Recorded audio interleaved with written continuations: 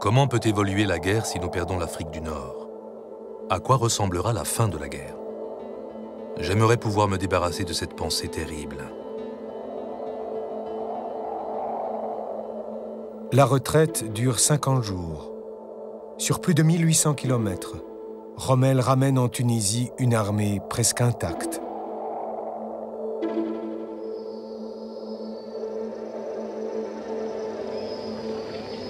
Une dernière fois, le renard du désert a montré de quoi il était capable. Il ne croit plus à la victoire finale. Rommel se prépare même à être fait prisonnier par les Britanniques.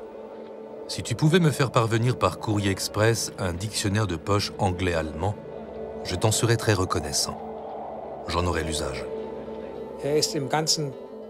Sauf peut-être à la fin, il était aussi fringant qu'au début.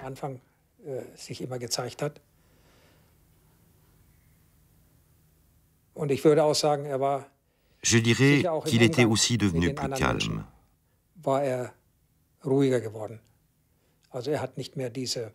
Il n'avait plus ce côté bouillonnant qu'il avait parfois au début. Il était vraiment capable, par sa manière d'être, de faire marcher les autres. Je ne dirais pas à coups de fouet, mais bien de les entraîner.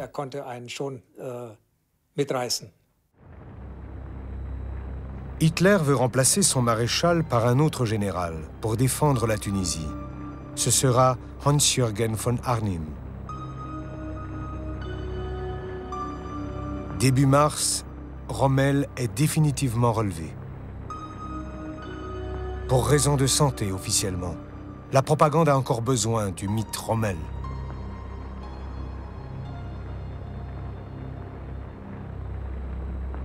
Son chauffeur, Helmut von Leipzig, l'emmène à l'aéroport.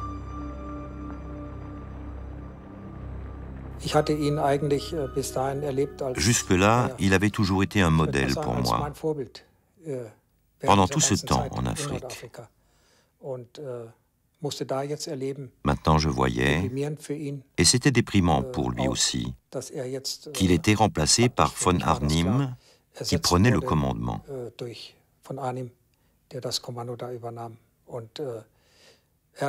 Il a expressément demandé que ce soit moi qui l'emmène à l'aérodrome. Et je dois dire que j'étais très ému.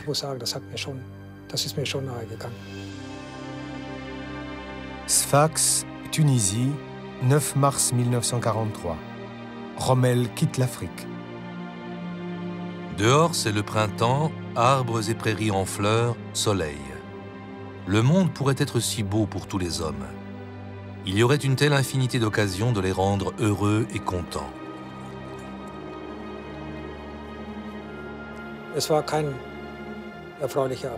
La séparation n'a pas été facile. Pour lui non plus, ça se voyait.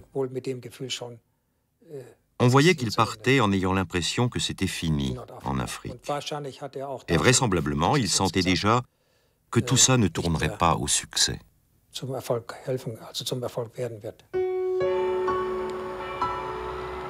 Rommel est assigné à résidence à Wiener Neustadt, où il doit vivre en civil dans son ancienne villa de commandant de l'académie militaire. Personne en Allemagne ne doit savoir qu'il a quitté l'Afrique. Un soldat de son état-major rend visite au maréchal. Il m'appelait Munzinger, parce qu'il n'avait jamais pu retenir mon nom exact. Alors je suis resté Munzinger. Actuellement, les seules informations que j'ai sont celles du journal et de la radio. La propagande continue d'exploiter le mythe. Die Post ist da, und zwar die Post aus Afrika. Pimpe aus Weida in Thüringen sammelten, wo immer sie Glück hatten, bei Bekannten und in Geschäften, 5000 Zigaretten und sandten sie an Generalfeldmarschall Rommel nach Afrika. Heute kommt die Antwort. Rommel schickt dem Pimpen zum Dank eine englische Beuteuniform, sein Bild und einen Brief.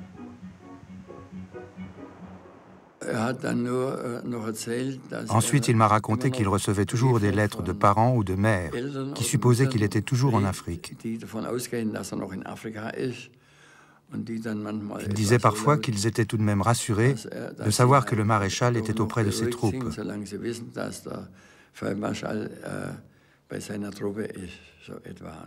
Et ça l'abattait passablement, ces lettres. Visiblement, ça le bouleversait. Tunisie, 13 mai 1943. L'armée d'Afrique capitule. 130 000 soldats allemands et 180 000 soldats italiens sont faits prisonniers.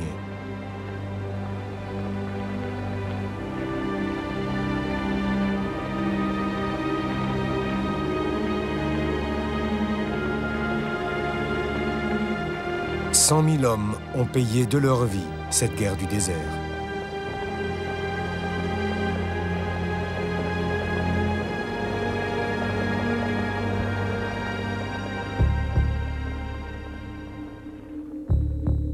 À ce moment, Rommel est auprès de Hitler. Le chef suprême des armées l'a convoqué. Il tient à avoir le maréchal près de lui, en cas de nécessité.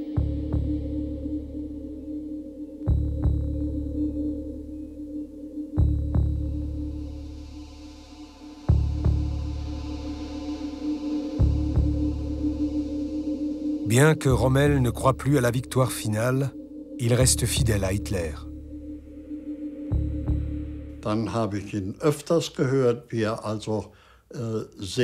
Je l'ai souvent entendu parler de manière très irrespectueuse de ceux d'en haut.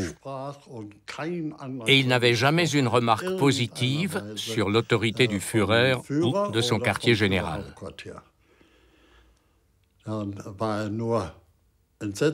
Il était scandalisé et répétait sans cesse « Mais qu'est-ce qu'il s'imagine ?» Il parlait toujours au pluriel, il n'appliquait pas ça à Hitler personnellement. Là-haut, il y avait aussi le maréchal Keitel et Jodl, etc. Si bien qu'on ne peut pas dire qu'il disait spécifiquement du mal du Führer. En novembre 1943, Rommel est muté sur la côte atlantique en tant qu'inspecteur des installations de défense à l'ouest.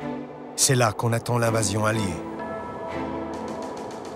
Hitler mise sur le nom de Rommel. Ce nom est censé être dissuasif pour l'adversaire. Rommel se jette à corps perdu dans cette nouvelle mission. A-t-il repris espoir ? J'ai l'impression qu'il faisait cela avec l'énergie du soldat qui a reçu un ordre et qui veut l'exécuter, mais aussi dans l'espoir que les mesures seraient couronnées de succès ou auraient un effet. Il donnait cette impression. Rommel croit que l'invasion alliée peut être repoussée. C'est l'espoir auquel se cramponnent beaucoup d'Allemands. Je dirais aujourd'hui encore que c'était une possibilité. Avec une autre conduite de la guerre en général, nous aurions peut-être pu tenir suffisamment longtemps pour que les Alliés se disent un jour d'eux-mêmes « Là, on va négocier. Ce n'est pas certain, mais aujourd'hui encore, je pense que c'était possible. » Rommel a abandonné depuis longtemps l'illusion de la victoire finale. Il s'agit pour lui d'arriver par des négociations à une paix acceptable. Mais les Alliés exigent la capitulation sans condition. Avec Hitler, il n'y aura jamais de paix. Rommel sait cela aussi. Mon père, je crois que c'était fin 1943, a évoqué la victoire finale devant Hitler et a dit qu'en réalité, ce n'était plus du tout possible. Hitler aurait répondu qu'il n'était pas bête à ce point, qu'il le savait bien, mais il aurait ajouté « Notez une chose, personne ne fera la paix avec moi ». Rommel espère que Hitler finira par se rendre à l'évidence. Il refuse encore de voir le véritable caractère du dictateur. Mon père espérait que quand Hitler se rendrait compte que c'était fini, il en tirerait les conséquences, qu'il partirait et qu'il laisserait la voie libre à une paix acceptable. Février 1944, en permission chez lui à Erlingen, près de Ulm. Rommel reçoit la visite d'un camarade de la Première Guerre mondiale, Karl Strölin, maire de Stuttgart et nazi de la première heure. Meine Volksgenossen und Volksgenossinnen, Eine heiße Liebe zu Führer und Volk möge uns umschließen. Le tournant de la guerre pendant l'hiver 1941 aux portes de Moscou a semé en lui les premiers doutes, sur Hitler, mais pas sur le parti. Nazi convaincu, il choisit la résistance contre Hitler. Il tente de recruter Rommel, sans succès. En 1944, Strelin est venu voir mon père. J'étais à la maison et en ma présence, Strelin a répété à mon père à peu près ceci. Si Hitler ne s'en va pas, c'est la fin de tout. Alors mon père lui a dit, je te serais reconnaissant de ne pas tenir de tels propos devant mon fils. C'est aussi lors de cette visite que Rommel entend parler pour la première fois des chambres à gaz, où les Juifs sont exterminés. L'amiral Friedrich Ruge, officier de son état-major, note les paroles de Rommel dans son journal. Justice. Fondement indispensable de l'État, hélas douteux. Massacre massif, grande culpabilité.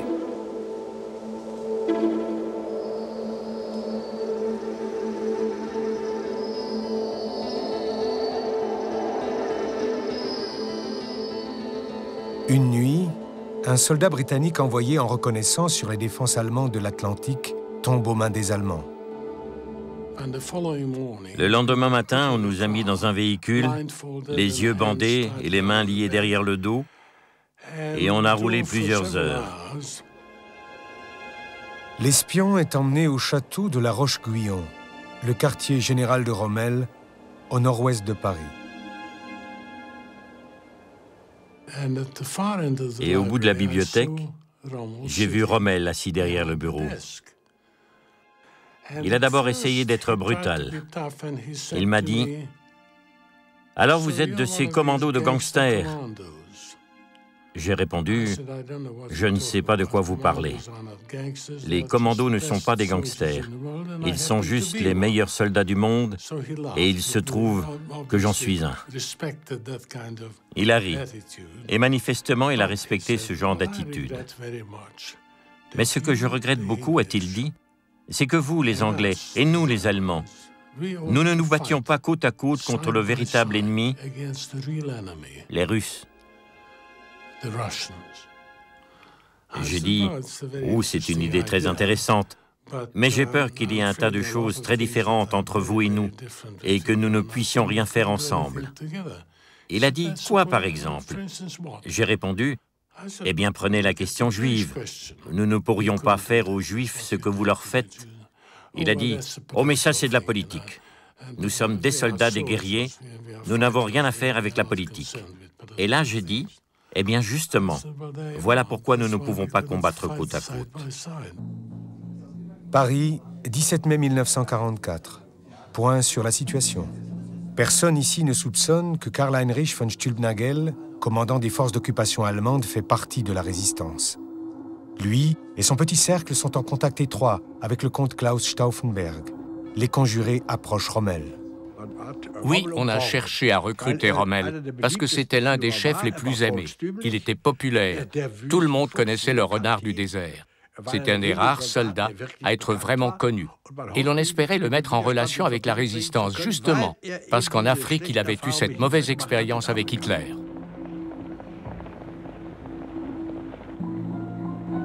Rommel ne trahit pas les traîtres, mais il désapprouve un attentat contre Hitler. Pour un commandant en chef, un putsch ou un attentat contre le chef de l'État était véritablement impensable, il faut le dire. Par leur éducation, par leurs origines, un putsch ou un attentat contre le chef de l'État était impossible. Ils avaient une formation militaire, mais pas de formation politique. Rommel espère toujours que le dictateur tirera de lui-même les conséquences, qu'il se retirera et laissera libre la voie de la paix. En tant que soldat, Rommel est assez réaliste pour voir que l'invasion ne pourra pas être repoussée, en dépit des mesures de défense qu'il ordonne.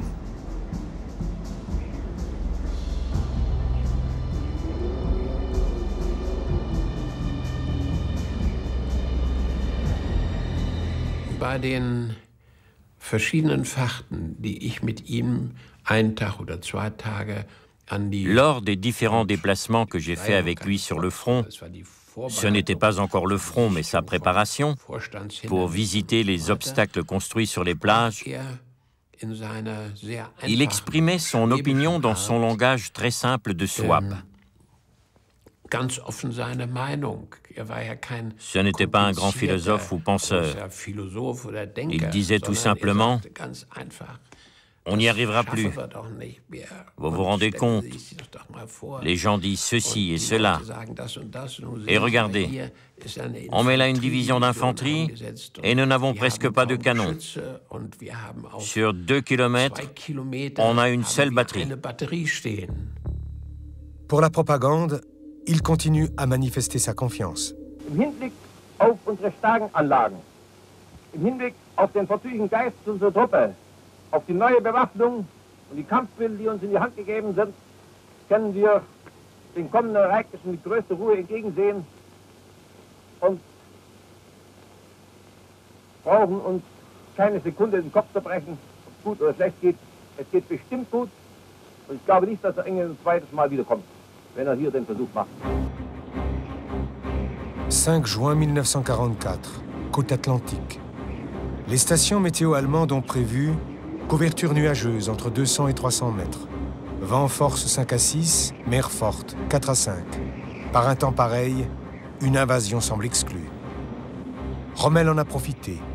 Il est en permission à Erlingen. Sa femme fête son anniversaire le lendemain.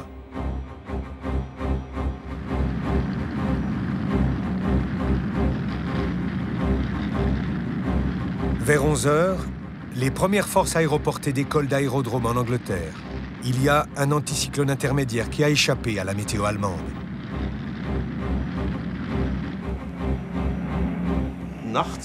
À 1h du matin, je suis appelé par le baron von Gutenberg, officier d'ordonnance à la division qui était notre aile gauche. Il me dit « Seidel, ici c'est parti.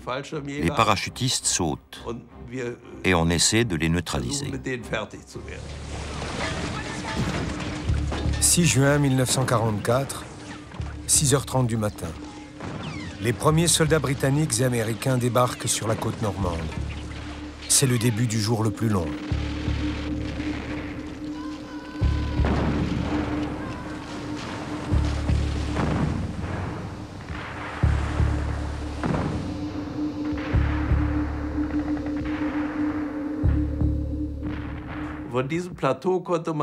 Depuis ce plateau, on dominait l'immense baie et avec des jumelles, on pouvait voir cette flotte gigantesque que les avions allemands ne menaçaient pas parce qu'ils ne pouvaient pas décoller, ainsi que le gigantesque déploiement de bombardiers et de chasseurs de l'aviation alliée.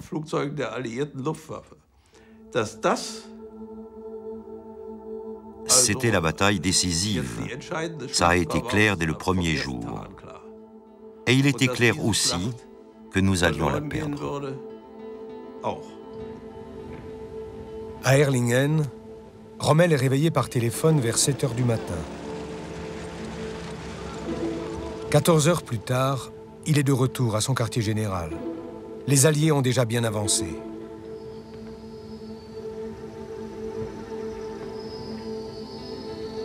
Rommel redoute un second débarquement. On était stationné à l'abri, en réserve au nord de la Seine. Le lendemain, Rommel nous a fait avancer plus loin vers les côtes de la Manche, au lieu de nous rapprocher du front du débarquement. Il disait toujours, le vrai débarquement est encore à venir. Et ce sera là, dans la Manche. Au bout d'une semaine seulement, il est évident pour tout le monde que le débarquement allié a réussi.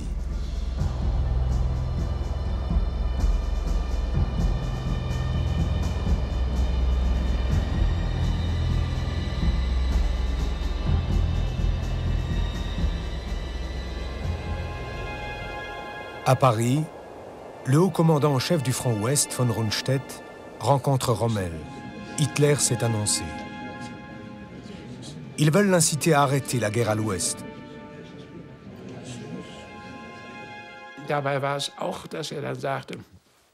Rommel a dit « Après-demain, je me rendrai auprès du Führer et je lui dirai qu'il faut mettre un terme à tout ça politiquement. » Ensuite, il est revenu en disant « Eh bien, ils ont un autre champ de vision que moi, une vue d'ensemble. » Mais 6 heures plus tard, il disait déjà « Bon Dieu, ce type m'a encore bien eu. » Le 27 juin, Rommel rencontre une dernière fois le dictateur. Hitler ne laisse pas son maréchal placer un seul mot. Au même moment, Stauffenberg commence les préparatifs de l'attentat. C'était l'unique possibilité pour mettre un terme au massacre, renverser ce régime criminel, pour sauver la patrie et aussi sauver notre propre honneur. Il n'y avait pas d'autre moyen. Quand on savait ce qui se passait, il fallait tout faire pour que ça s'arrête. Stülpnagel envoie un émissaire auprès de Rommel, César von Hofacker.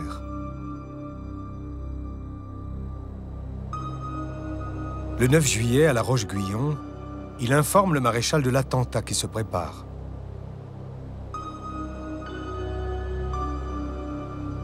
C'est la dernière tentative pour gagner Rommel à l'élimination de Hitler, cette fois avec succès.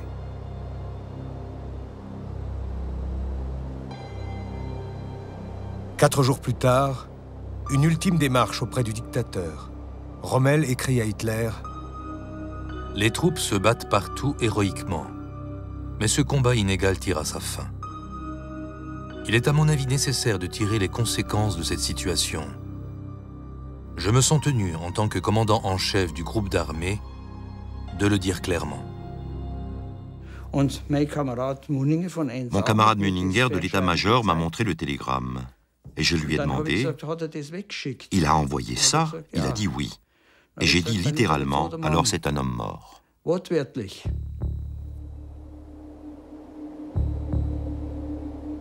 Rommel ne compte pas recevoir de réponse.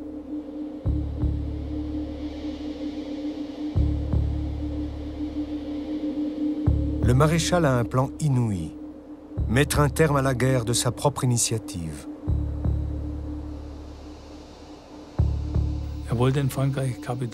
Il voulait capituler en France et laisser entrer les Américains.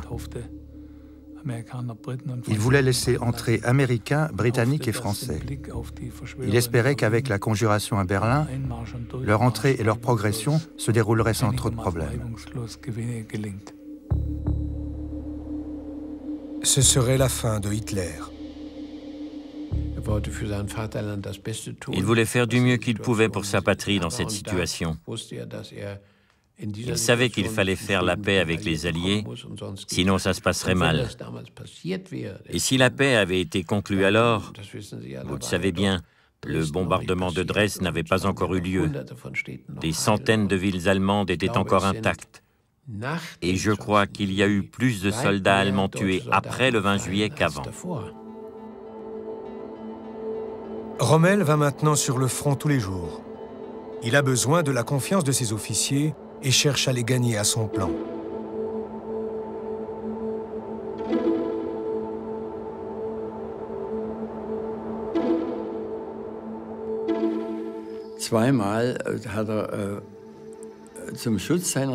Par 2 fois, pour protéger sa troupe, il a assumé des choses qui ne pouvaient que lui être fatales.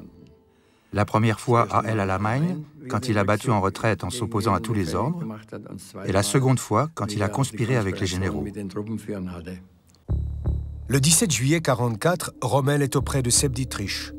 Ce général de division des Waffen-SS est un familier de Hitler. Rommel n'y va pas par 4 chemins. Il demande si Dietrich obéirait à ses ordres, même s'il ne concordait pas avec ceux du Führer. Sepp Dietrich répond «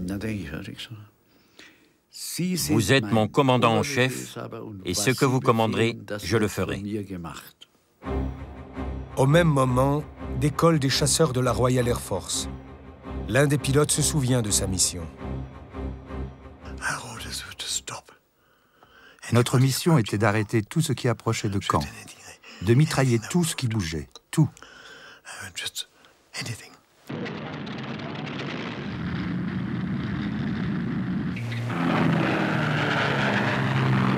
Leur zone d'intervention, Livarot, en Normandie.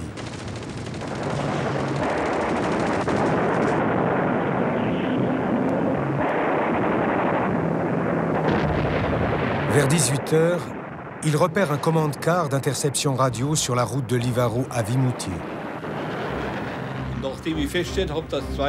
Quand j'ai observé que 2 chasseurs bombardiers venaient droit sur nous, j'ai aussitôt prévenu le capitaine Lang et le maréchal.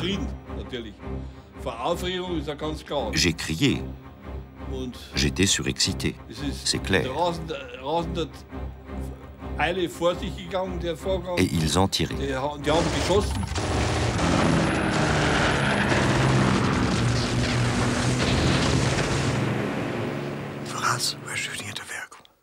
Nous, on tirait sur un véhicule. Chars, camions, commande-car, convoi. C'est juste des cibles. On ne savait pas sur qui on tirait. On n'a pas le temps d'échanger des cartes de visite à 600 km/h. Ce n'est qu'après la guerre que Jacques Remlinger apprendra sur qui il a tiré. Rommel survit, mais grièvement blessé, il est évacué vers un hôpital de campagne. Je suis arrivé à l'hôpital peut-être 4 ou 5 heures après son hospitalisation, en compagnie du médecin divisionnaire. Et on m'a montré la radio, où l'on voyait nettement une fêlure du crâne. Il avait un œil fermé, il avait des plaies au visage. Il m'a fait un signe de la tête, comme on peut faire dans ces cas-là. Il était conscient au moment où j'étais là, mais il n'a pas parlé. J'ai parlé avec les médecins français, j'ai emporté le cliché radio pour le chef d'état-major. Au bout de 2 heures, je suis reparti pour aller informer Speidel. 20 juillet 1944, Rastenburg, quartier général du Führer.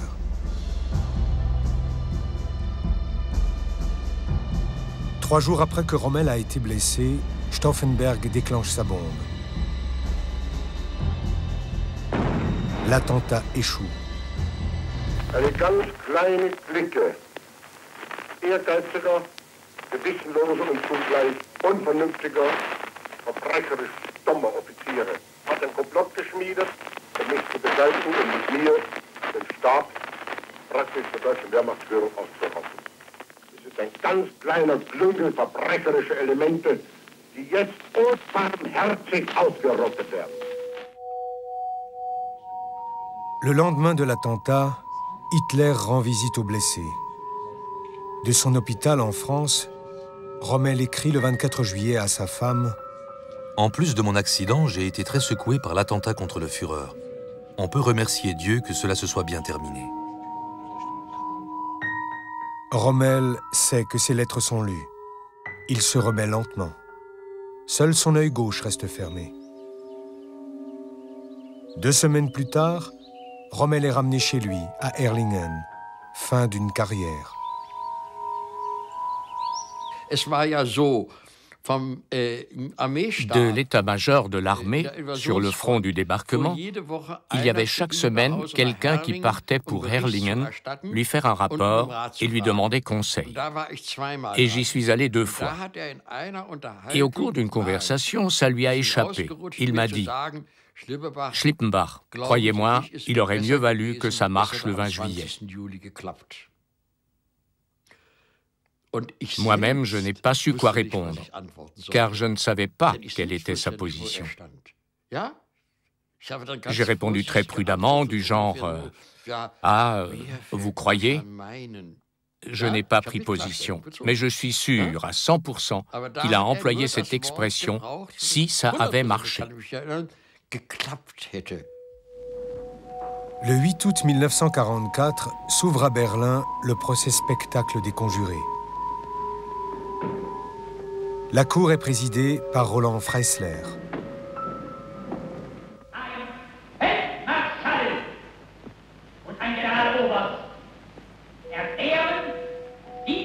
Un autre maréchal est parmi les accusés, Erwin von Witzleben. L'exécution a lieu le jour même. En même temps, les interrogatoires de la Gestapo se poursuivent. Le nom de Rommel est prononcé. Un document inédit du secrétaire du Führer, Martin Bormann. Différents accusés ont déclaré que le maréchal Rommel était au courant.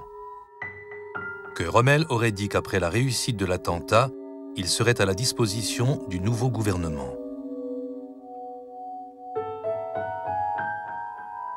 Rommel sait qu'il est en danger.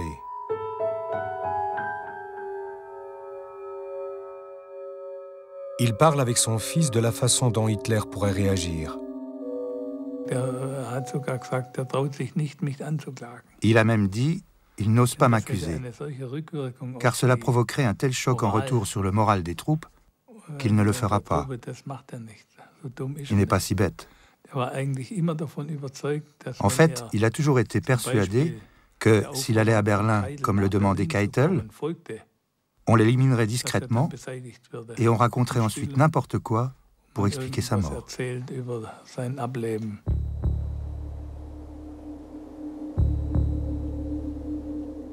Hitler a donné l'ordre que Rommel meure.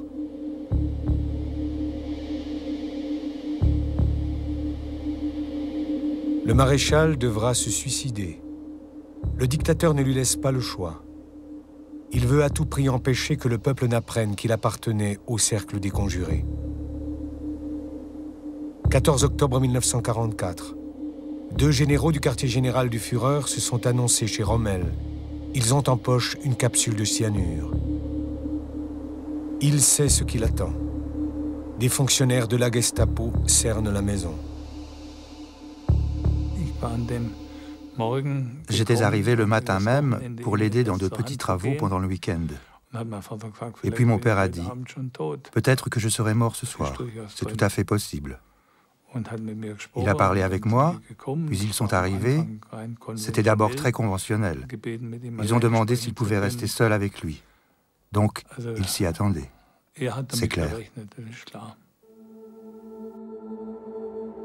Aux envoyés du dictateur, Rommel est censé avoir dit « J'aimais le Führer, et je l'aime encore. » Bien des choses suggèrent que même à l'heure de sa mort, Rommel n'ait pas pu se détacher complètement de Hitler. Il lui reste un quart d'heure pour faire ses adieux à sa famille. Puis il quitte la maison. Son fils l'accompagne jusqu'à la voiture. Je suis sorti avec lui et je lui ai fait mes adieux. Et ensuite, il nous a regardés, Adlinger et moi, sans un mot, et il est monté en voiture sans rien dire de plus.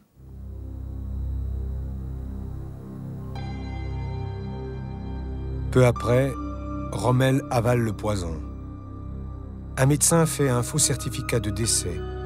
Crise cardiaque consécutive à un accident sur le front de l'Ouest.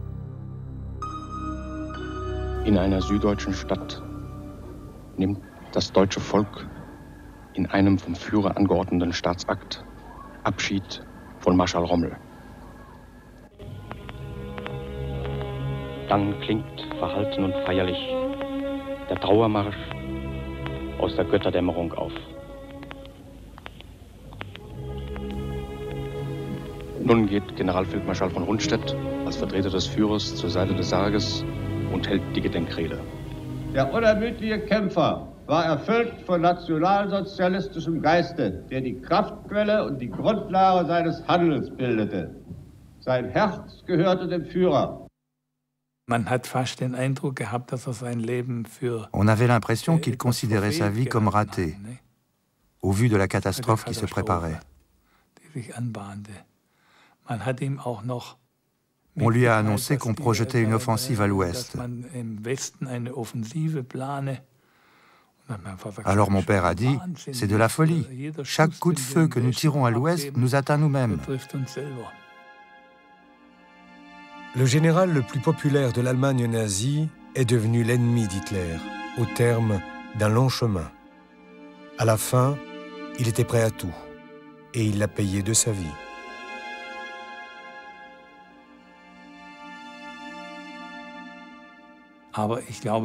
Mais je crois que cela a été cohérent pour mon père. S'il avait survécu à tout cela, il se serait terriblement fâché. Les choses sont arrivées à une fin, et lorsqu'il a fallu qu'il meure, il a sûrement pensé qu'il était du bon côté. Chaque année, les adversaires d'hier se retrouvent sur la tombe de Rommel pour l'anniversaire de sa mort. Ils s'inclinent devant un homme qui voulait faire carrière et qui pour cela fut reconnaissant jusqu'à la fin à son Führer, qu'il y avait aidé. Ils honorent un homme qui condamnait les crimes et qui servit néanmoins un criminel. Un homme qui voulut éliminer Hitler, mais qui, jusqu'à la fin, ne put se détacher de lui. Un homme plein de contradictions.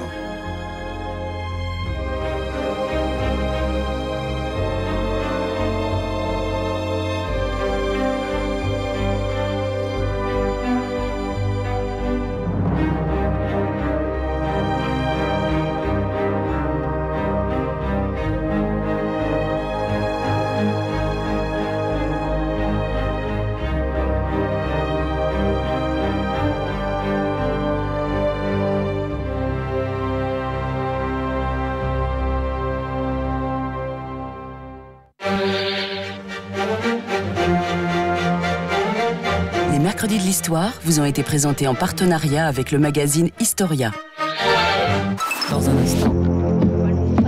Il sait lire les cartes et même le dessous des cartes. Jean-Christophe Victor dans le dessous des cartes. Dans un instant. Samedi.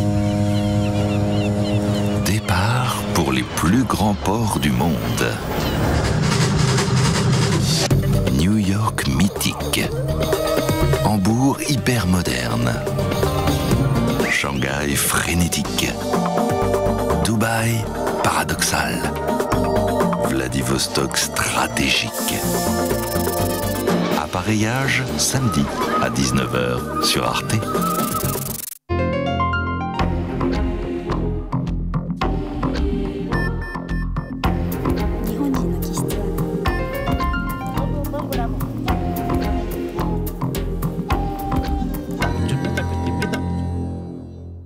Bonsoir.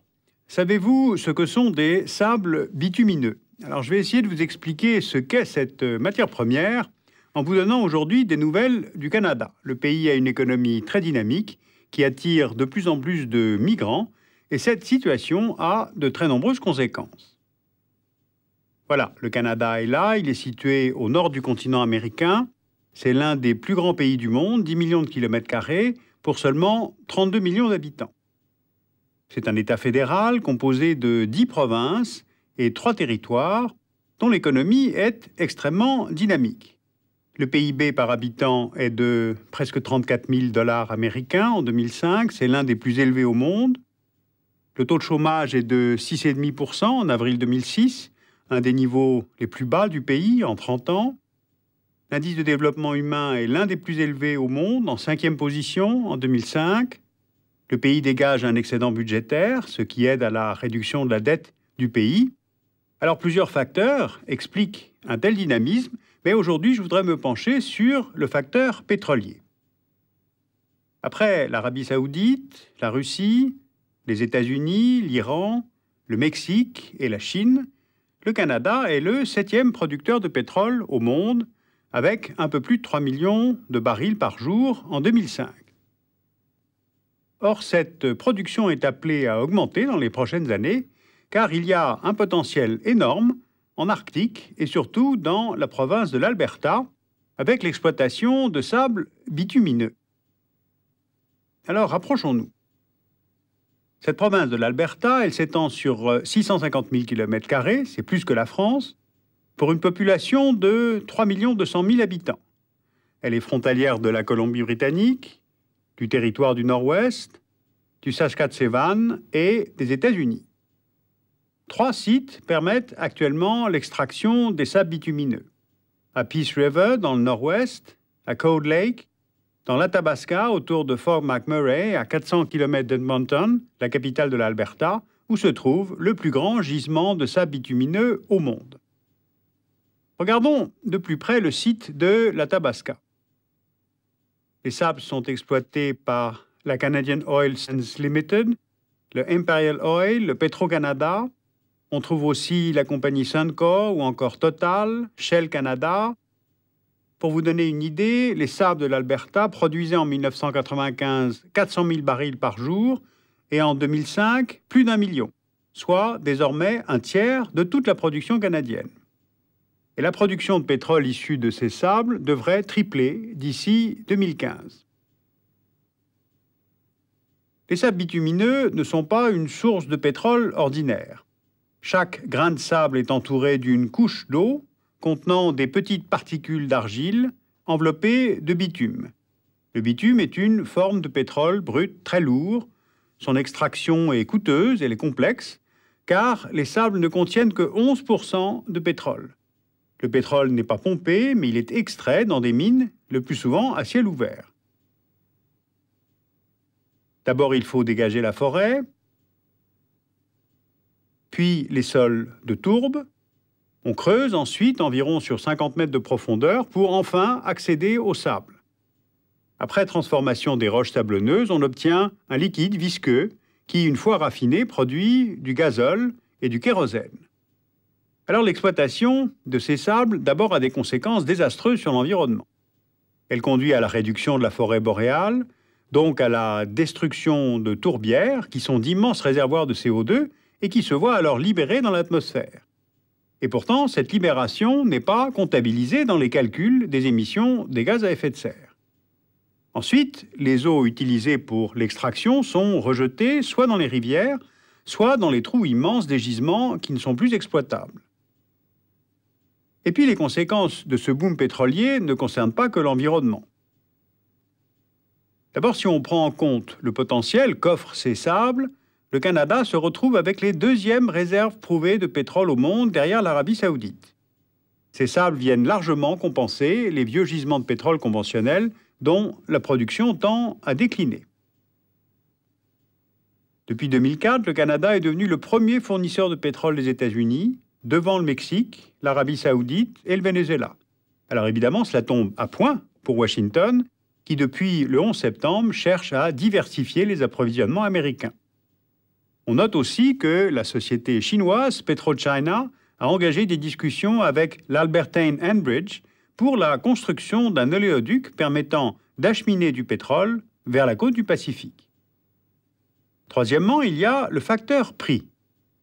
Avec un baril au-delà de 30 $, sans même parler des 70 $ en 2006, l'exploitation de sable bitumineux devient rentable. On le sait, plusieurs facteurs expliquent la montée des prix de l'énergie depuis 2003-2004, l'augmentation de la demande asiatique, l'ouragan Katrina, les attentats au Nigeria, les incertitudes sur l'Iran et sur l'Irak. Mais cette augmentation a alimenté les bénéfices du secteur pétrolier et a entraîné une hausse de l'investissement dans le pays. À l'échelle nationale, l'augmentation des exportations de pétrole contribue à la bonne santé économique du Canada. Le dollar canadien est à son plus haut niveau depuis 14 ans.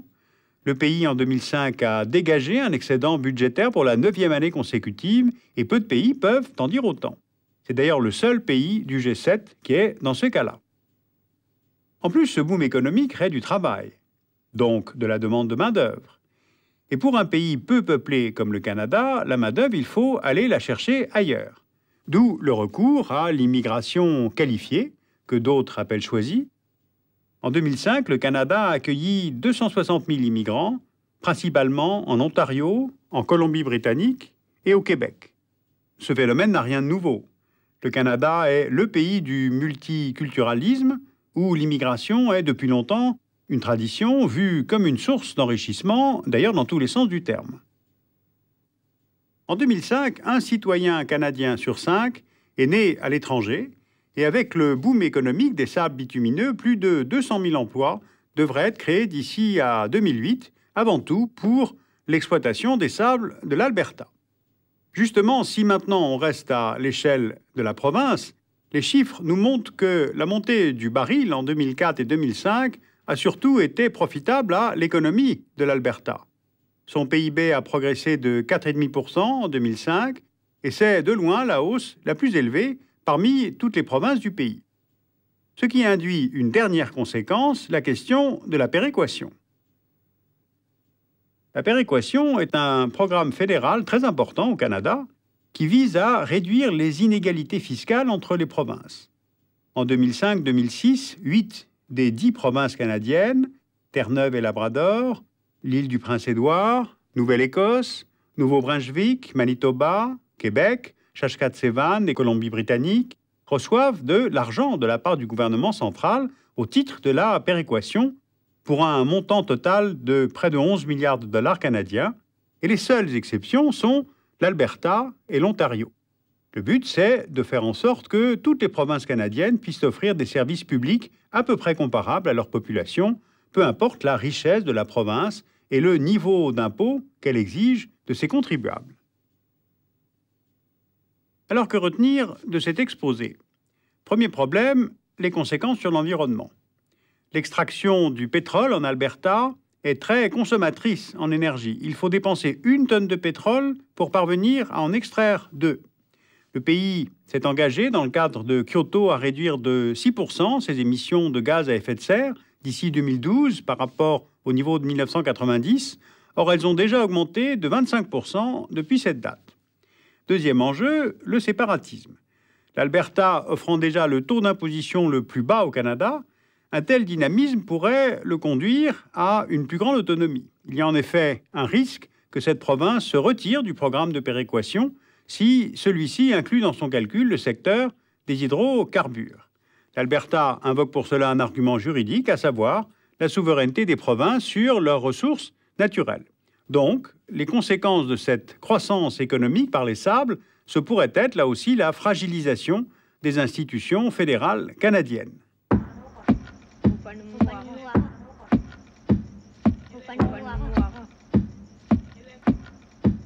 Alors sur ce pays passionnant, vous pouvez lire Canada-Québec, 1534-2000, de Lacourcière, Provencher et Vaugeois aux éditions Septentrion. Plus largement, sur le continent des Amériques, vous pouvez lire l'Atlas des peuples d'Amérique, qui vient de sortir, de Jean Sellier, aux éditions de La Découverte.